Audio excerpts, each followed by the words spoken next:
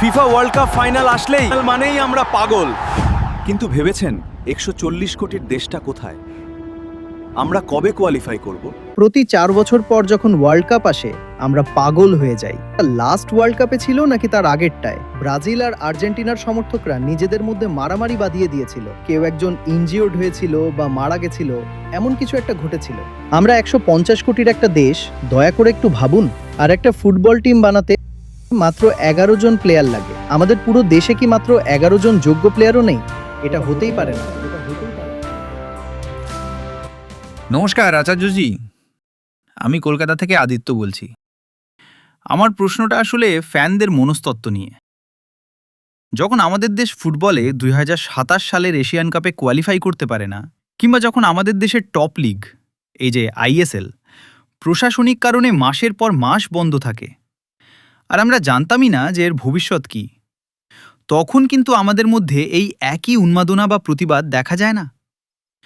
এটা ঠিক কেমন ধরনের ফ্যান সাইকোলজি, যেখানে আমরা সেলিব্রিটিদের পুজো করতে পারি, অথচ যখন আসল জায়গায় প্রতিবাদ করার দরকার হয় তখন আমাদের কোনো হেলদোলই থাকে না? দেখুন, আমি বুঝতে পারছি যে ইন্ডিয়ান ফুটবলের এখন মরণাপন্ন দশা। একদম খাদের কিনারা এসে দাঁড়িয়েছে। হ্যাঁ, আমি একদম বুঝতে পারছি এবং আপনিও একদম ঠিক বলছেন। আমাদের ঘরোয়া ফুটবল লিগের যে অবস্থা, তাতে আন্তর্জাতিক স্তরে আমাদের র‍্যাংকিং উন্নত হওয়ার কোনো লক্ষণই দেখা যাচ্ছে না। আচ্ছা, শেষ কবে আমরা ফিফা র‍্যাংকিং এর প্রথম 100 র মধ্যে ঢুকতে পেরেছিলাম? আমার মনে হয় ওটা ওই 2018 সালের দিকে হয়েছিল। কাতারের বিরুদ্ধে আমরা বেশ বীরত্বের সাথে খেলেছিলাম, আর ওটাই ছিল আমাদের শেষ ভালো খেলা ম্যাচগুলোর একটা। আর তখনই আমরা প্রথম 100 র মধ্যে ঢুকেছিলাম, তাই তো? হ্যাঁ, তখন আমাদের র্যাঙ্ক ছিল 97। 97? তাছাড়া তো সাধারণত আমরা 130 থেকে 150 এর আশেপাশেই ঘুরপাক খাই, তাই না? এখন তো আমরা ওই 120, 130 বা 140 এর ঘরে আছি। 120? তাও ভালো। আমরা তো বাংলাদেশের কাছেও হেরেছি। আসলে এই ফ্যানদের ভারতীয় ফুটবল, আমাদের র‍্যাংকিং বা পারফরম্যান্স নিয়ে বিন্দুমাত্র কোনো মাথা ব্যথা নেই। প্রতি 4 বছর পর যখন ওয়ার্ল্ড কাপ আসে আমরা পাগল হয়ে যাই। এমনকি ওটা লাস্ট ওয়ার্ল্ড কাপে ছিল নাকি তার আগেরটায় কলকাতার বুকেই তো দাঙ্গা পর্যন্ত হয়ে গেল, তাই না? কেউ একজন ইনজিওর্ড হয়েছিল বা মারা গেছিল, এমন কিছু একটা ঘটেছিল। ব্রাজিল আর আর্জেন্টিনার সমর্থকরা নিজেদের মধ্যে মারামারি বাঁধিয়ে দিয়েছিল। এটা কলকাতাতেই হয়েছিল তো? হ্যাঁ, কলকাতাতেই বা ওইরকমই কোনো একটা জায়গায়। আমার ঠিক পেলে যখন কলকাতায় এসেছিল তখনও নাকি এমন কিছু একটা হয়েছিল। তবে ওটা অনেক আগের কথা। সঠিক ঘটনাটা আমার এখন ঠিক মনে নেই। দেখুন, অহংকার কখনো কোনো মহৎ উদ্দেশ্যকে চিনতে পারে না, তাই না? এটা মুখে এমন সব বড় বড় কথা আওড়াতে পারে যা শুনলে মনে হবে ভীষণ মহান আর মহৎ। কিন্তু ওইসব বড় বড় কথার আড়ালে অহংকার আসলে অত্যন্ত একটা তুচ্ছ জিনিস। ভীষণ একটা তুচ্ছ জিনিস।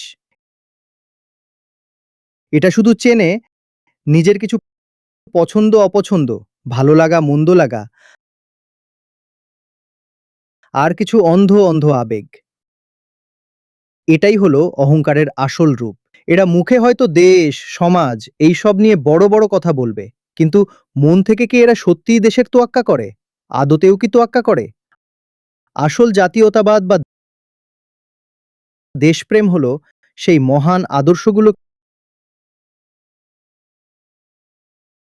নিজের জীবনে বাঁচিয়ে রাখা, যা দিয়ে একটা দেশ তৈরি হয়,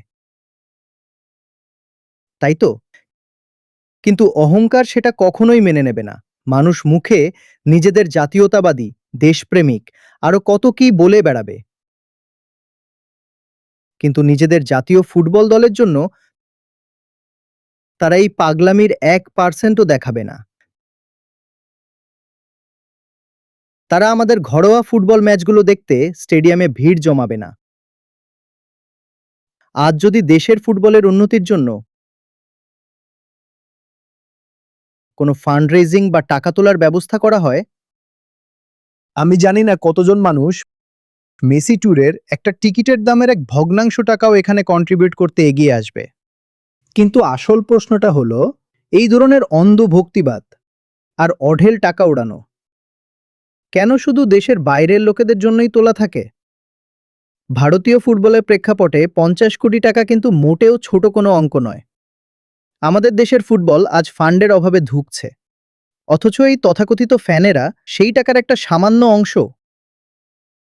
দেশের জন্য খরচ করবে না। এর মানেটা কি?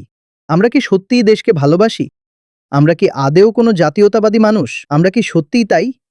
হ্যাঁ, শিবা আমাকে এই ছোট ঘটনাটা দেখালো, যেখানে একজন ভদ্রলোক বলছেন যে সঠিক কোচিং, ইনফ্রাস্ট্রাকচার আর লং টার্ম প্ল্যানিং থাকলে ভারতও বিশ্বমানের ফুটবল ট্যালেন্ট তৈরি করতে পারে, এমনকি কোনোদিন ওয়ার্ল্ড কাপ জেতার স্বপ্নও দেখতে পারে। আর এই কমেন্টটা নিয়ে নাকি একটা বড় বিতর্ক তৈরি হয়েছে।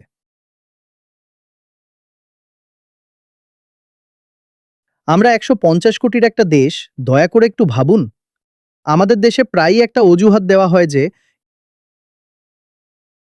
ইউরোপিয়ান, আফ্রিকান বা ব্রাজিলিয়ানদের সাথে টেক্কা দেওয়ার মতো স্ট্যামিনা বা ফিজিক আমাদের নেই। এই যুক্তিটাই সাধারণত দেওয়া হয়, কিন্তু এটা কি আদেও সম্ভব? আমরা 150 কোটি মানুষ, তাই না? আর একটা ফুটবল টিম বানাতে মাত্র 11 জন প্লেয়ার লাগে। আমাদের পুরো দেশে কি মাত্র 11 জন যোগ্য প্লেয়ারও নেই? এটা হতেই পারে না। তাই এই শারীরিক গঠনের অজুহাতটা পুরোপুরি ভুল, একদম ভিত্তিহীন। আপনি কি এটা বুঝতে পারছেন? যখন আপনার জনসংখ্যা এত বিশাল হয়, তখন স্ট্যাটিস্টিক্সের নিয়মেই সেই পপুলেশনের এক্সট্রিম বা সেরা অংশটাও কিন্তু সংখ্যায় অনেক বড় হয়। উদাহরণ হিসেবে যদি দেখা যায়, ভারতের সবচেয়ে লম্বা 50 লাখ মানুষকে যদি আপনি বেছে নেন, তবে তারা কিন্তু সাইজে ইউকে বা ইউএস এর সবচেয়ে লম্বা 50 লাখ মানুষের মতোই লম্বা হবে। যে কেউ চাইলে এটা গুগলে সার্চ করেও দেখে নিতে পারেন। ঠিক যেমন ভারতের সবচেয়ে বড় লোক 50 লাখ মানুষ, ব্রিটেনের সবচেয়ে বড় লোক 50 লাখ মানুষের মতোই ধনী।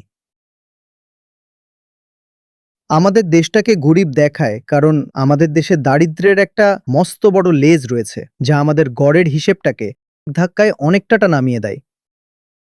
কিন্তু যখন এক্সট্রিমস বা সেরাদের কথা আসে, আমাদের এই বিশাল জনসংখ্যার জোরেই আমরা যে কোনো দেশের মতোই সমান ধনী বা সমান লম্বা। তাই আপনি যদি ভারতের সবচেয়ে শক্তিশালী 50 লাখ মানুষকে দেখেন, তারা সম্ভবত জার্মানির সবচেয়ে শক্তিশালী 50 লাখ মানুষের মতোই শক্তিশালী হবে। তফাৎ শুধু এটাই যে জার্মানির মোট জনসংখ্যাও কিন্তু ভারতের মোট পপুলেশনের 10%ও নয়, তাই না? কিন্তু মাঠের খেলার আসল মজাটাই তো এখানে। আপনি কিন্তু জনসংখ্যার অনুপাতে মাঠে টিম নামাবেন না। আপনাকে মাঠে নামাতে হবে সেরা 11 জন প্লেয়ার। জার্মানিকেও 11 জন নামাতে হবে, আর ভারতকেও 11 জনই নামাতে হবে।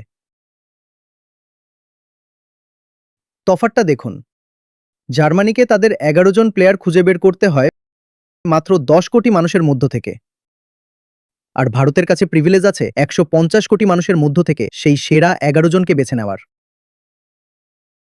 আর এই প্রিভিলেজটা কিন্তু কাল্পনিক নয়, এটা বাস্তব এবং প্র্যাকটিক্যাল। যে কোনো প্যারামিটারই হোক না কেন, ভারতের শীর্ষ 50 লাখ মানুষ পৃথিবীর যে কোনো দেশের নাগরিকদের অনায়াসে টেক্কা দিতে পারে, যে কোনো প্যারামিটারে। আমরা প্রায়ই ভাবি যে আমাদের এই কমতি আছে, ওই কমতি আছে, আমরা এটাতে পিছিয়ে ওটাতে পিছিয়ে, কিন্তু আপনি এটা জানলে অবাক হয়ে যাবেন যে যখনই টপ 1% কথা আসবে, আমরা পৃথিবীর যে কোনো দেশের মতোই ঠিক ততটাই সেরা। আপনারা কি পরিসংখ্যানগুলো ভালো করে দেখার চেষ্টা করেছেন?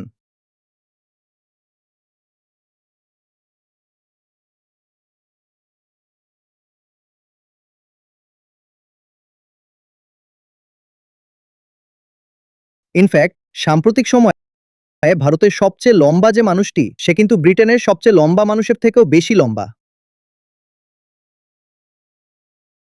তাই আমরা শুধু ফুটবলেই নয়, চাইলে বাস্কেটবলেও পুরো বিশ্বকে শাসন করতে পারি। ফুটবলের মতো বাস্কেটবলেও আজ আমাদের কোনো অস্তিত্বই নেই। আর এর পেছনে অজুহাত হিসেবে সব সময় ভারতীয়দের গড় উচ্চতার দোহাই দেওয়া হয়, কিন্তু এটা মোটেও সত্যি নয়। কারণ ভারতের শীর্ষ 10 লাখ বা 50 লাখ মানুষের উচ্চতা পৃথিবীর যে কোনো প্রান্তের শীর্ষ 10 লাখ বা 50 লাখ মানুষের মতোই দীর্ঘ। তাহলে আমাদের আসল কমতিটা কোথায়? কমতিটা হলো আমাদের উদ্দেশ্য আর কমিটমেন্টের, যার মধ্যে ফাইন্যান্সিয়াল কমিটমেন্টও পড়ে। যখনই দেশের রিসোর্সের কথা আসে, আমরা অমনি বুক চাপড়াতে শুরু করি আর হাতে ভিখারির থালা নিয়ে বসে পড়ি। আমরা বলতে থাকি, ওহ, আমাদের তো টাকাই নেই, আমাদের কাছে কোনো ফান্ডই নেই। আচ্ছা, আপনাদের যদি টাকারই এত অভাব থাকবে, তবে মেসির ওই ছোট ভিজিটের জন্য 150 কোটি টাকা কোথা থেকে এলো? আমাদের যদি ইন্টারন্যাশনাল বর্ডার ফেন্সিং করার টাকা না থাকে, তবে বর্ডার পেট্রোলিং এর থিমের ওপর তৈরি করা সিনেমাগুলো কিভাবে বক্স অফিসে 500 কোটি টাকা কামিয়ে নেয়? বর্ডার পেট্রোলিং করার জন্য যদি আমাদের কাছে প্রপার ফান্ড না থাকে,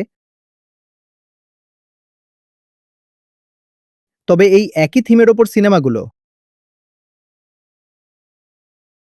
কিভাবে সেই সিনেমাগুলো বক্স অফিস থেকে সোজা ব্যাংকে গিয়ে টাকা জমায়?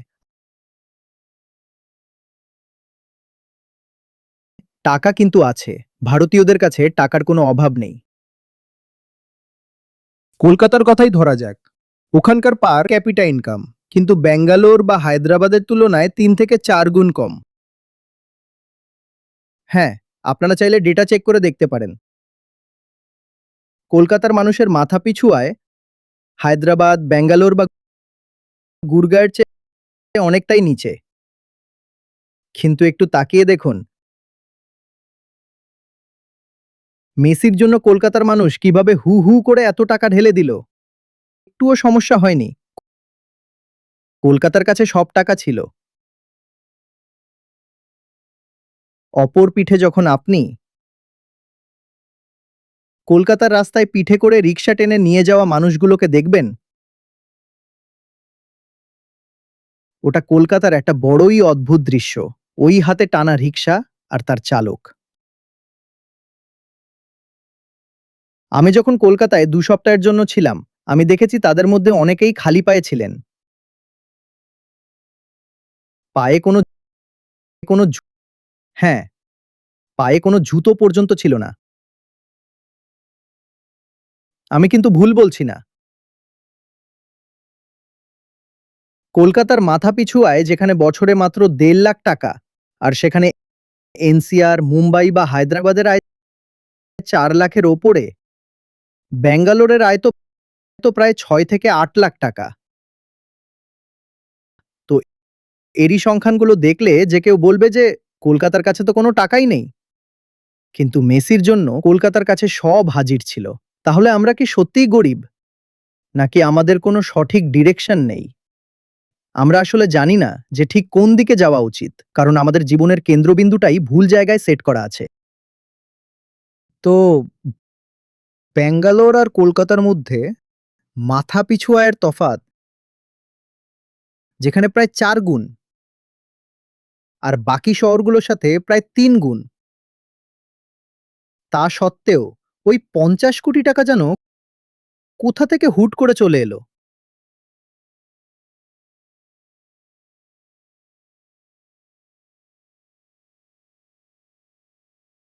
এটা কিন্তু স্রেফ কোনো সামাজিক ঘটনা নয়, এটা আসলে উঠে আসছে প্রতিটা ব্যক্তির মন থেকে। একজন ব্যক্তি হিসেবে আমরা কি জানি যে আমাদের টাকা কোথায় ইনভেস্ট করা উচিত, আমাদের রিসোর্স কোথায় খরচ করা উচিত? আমরা জানি না। আর সেটাই সমষ্টিগতভাবে ফুটে ওঠে আমাদের সামাজিক অগ্রাধিকারগুলোর মধ্যে। ঠিক যেমন একজন বাবা হিসেবে, একজন স্বামী হিসেবে, একজন মা হিসেবে বা একজন সাধারণ মানুষ হিসেবে আমরা বুঝতেই পারি না যে আমাদের টাকাটা নিয়ে ঠিক কি করা উচিত। আর তাই আমরা সেই টাকাটা অত্যন্ত অর্থহীন, এমনকি বোকা বোকা উপায়ে খরচ করি বা জমিয়ে রাখি। আর সমাজও ঠিক সেটাই করে, কারণ সমাজ তো আর কিছুই নয়, আমাদের মতো এক ঝাঁক ইন্ডিভিজুয়ালের একটা সমষ্টি মাত্র। ব্যক্তি যদি নিজে ভুল পথে চালিত হয়, তবে সেই ভুলটাই কিন্তু একটা সামাজিক সমস্যা হিসেবে বাইরে প্রকাশ পাবে। স্যার, একটা তাজ্জব করা তথ্য আছে। এই যে ভদ্রলোকের কথা আপনি বলছিলেন, ওনার টিম কিন্তু নরওয়েতে গিয়ে ট্রফি জিতে এসেছিল, যেটা প্রায় একটা অনূর্ধ্ব ১৫ ওয়ার্ল্ড কাপের সমান। অর্থাৎ আমাদের দেশের ছেলেরা কিন্তু জুনিয়র লেভেলে ভীষণ ভালো পারফর্ম করে, কিন্তু যেই তাদের বয়স ১৮ বছর হয়ে যায়, অমনি যেন কি একটা গড়বড় হয়ে যায়। না, কোনো গড়বড় হয়ে যায় না। কোনো কিছু ভুল হয় না সেখানে। 18 বছর হতেই বাড়ির অভিভাবকরা তাদের বলে, এবার বাইরে যাও আর নিজের রুটি-রুজির ব্যবস্থা করো। আপনি যখন 15 বা 16 বছরের থাকেন, তখন ফুটবল বা খেলাধুলোকে স্রেফ একটা শখ হিসেবে মেনে নেওয়া হয়। ঠিক আছে, বাচ্চাটা ফুটবল খেলতে ভালোবাসে, সারাদিন ওই বলটা নিয়ে লাথি মারছে, মারুক না, কোনো ক্ষতি নেই। কিন্তু যেই আপনার বয়স 17 বা 18 হয়ে গেল, অমনি কলেজে যাওয়ার সময় হয়ে গেল, আর আপনাকে একটা ভালো ডিগ্রি পেতেই হবে, না হলে আপনাকে চাকরিটা কে দেবে? কে এমপ্লয়মেন্ট দেবে আপনাকে? ঠিক এই মানসিকতাটাই তখন চেপে বসে। ঠিক যেভাবে আমরা আমাদের মেয়েদের পড়াশোনার সাফল্যকে খুব আনন্দ করে মেনে নিই, ঠিক কতদিন বলুন তো? ওই 24 বা 25 বছর বয়স হওয়া পর্যন্ত। আর যেই তারা ওই বয়সটায় পৌঁছায়, অমনি তাদের জীবনের বাকি সব কিছুকে এক ধাক্কায় ব্যাকগ্রাউন্ডে ঠেলে দেওয়া হয়। এখন তোমার বিয়ের সময় হয়েছে, বাকি সবকিছু ছাড়ো। কিসের এই থিসিস, কিসের এই রিসার্চ, কিসের এই ক্যারিয়ারের চক্কর, এই সব ভুলে যাও। এখন কি সে বাইরে গিয়ে কোনো বড় রিসার্চ করবে, নাকি ভলিবলের মস্ত বড় প্লেয়ার হবে? আপনারা তো জানেনই, তার আসল কাজ হলো এখন চটপট প্রেগনেন্ট হওয়া। ভারতীয়রা জুনিয়র স্টেজে প্রায় বেশিরভাগ খেলাতে ভালো করে, এমনকি টেনিসেও। এটা শুধু ফুটবলের গল্প নয়,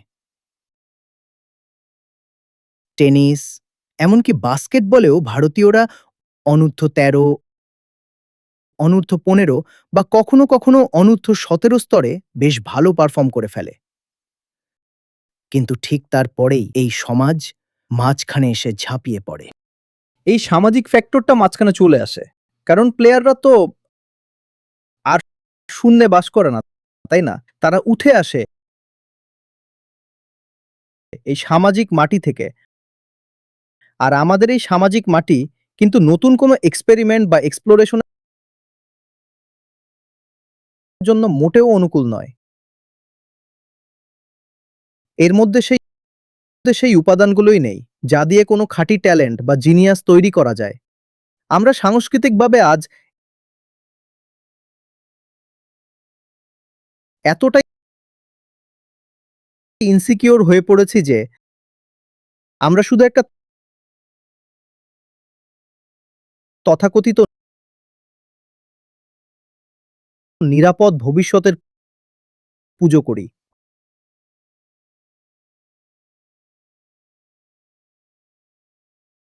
থেকে অভিভাবকদের এই দুশ্চিন্তাটা কিন্তু অমূলক নয়।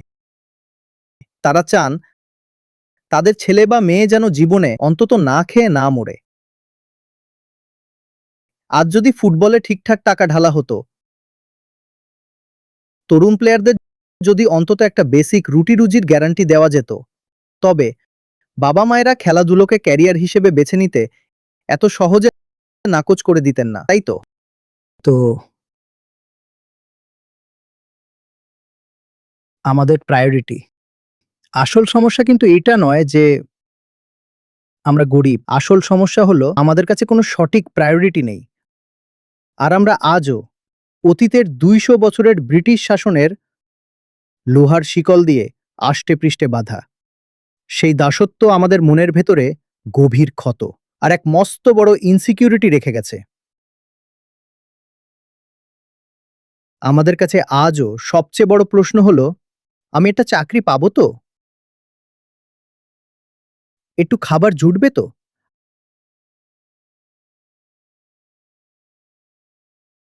আর এই সামান্য সার্ভাইভালের চিন্তাটা আজও আমাদের তাড়া করে বেড়াচ্ছে। অথচ আজ সময় বদলেছে। অর্থনৈতিকভাবে টিকে থাকাটা কিন্তু এখন আর আগের মতো এত কঠিন কোনো ব্যাপারই নয়। তা সত্ত্বেও আমাদের ভেতরের সেই মানসিক আর সাংস্কৃতিক নিরাপত্তাহীনতা কিন্তু একটুও কমেনি, ওটা রয়েই গেছে। আর ঠিক এই কারণেই আমাদের সমাজ যখনই কোনো আউটলায়ার বা ছক ভাঙা প্রতিভাকে দেখতে পায়, অমনি তাকে ডিসিপ্লিন শেখাতে, তাকে টেনে ধরে আটকে রাখতে, সমাজ তখন তার ডানা দুটো কেটে তাকে বাকি সাধারণ আটপৌড়ে ভিড়ের সামিল করে দিতে চায়। এই আউটলায়ার যে কোনো ক্ষেত্রেরই হতে পারে, বিজ্ঞান, প্রযুক্তি, শিল্পকলা, মানবিকতা কিংবা খেলাধুলো, যে কোনো ফিল্ডের। একটা সমাজ হিসেবে, একটা সংস্কৃতি হিসেবে আমরা এই ছক ভাঙা মানুষদের মোটেও সম্মান করতে পারি না। ইনফ্যাক্ট আমরা তাদের দেখে হিংসে করি আর তাদের সব সময় সন্দেহের চোখে দেখি। শুধু আচার্য প্রশান্ত অ্যাপটি ডাউনলোড করুন আর সেখানে গিয়ে সোজা কমিউনিটি সেকশনে চলে যান। সেখানে দেখবেন প্রতি 5 মিনিটে একজনের জীবন পরিবর্তনের কথা ভেসে আসছে। আমি নিজের চোখের সামনে প্রতিদিন হাজার হাজার মানুষের জীবন পরিবর্তিত হতে দেখছি। আমরা এটা করছি, আমরা বাস্তবে এটা করে দেখিয়েছি। 2 লাখেরও বেশি গীতা শিক্ষার্থীর সাথে যুক্ত হন আচার্য প্রশান্ত অ্যাপে। গীতা মিশনের সম্পূর্ণ অ্যাক্সেস পান। প্রথম মাসটি আপনার জন্য একদম বিনামূল্যে। এই অ্যাপে আপনি পাবেন নিয়মিত লাইভ সেশন, প্রতিদিন আচার্য প্রশান্তের বিশেষ জীবনমুখী আলোচনা, গীতা কমিউনিটির সদস্য হওয়ার সুযোগ, গীতা পরীক্ষা, বাছাই করা সংবাদ, অডিও বুকস, অনুপ্রেরণামূলক কোট এবং আরও অনেক কিছু। গুগল প্লে স্টোর বা অ্যাপল অ্যাপ স্টোরে আচার্য প্রশান্ত সার্চ করুন এবং আজই ডাউনলোড করুন।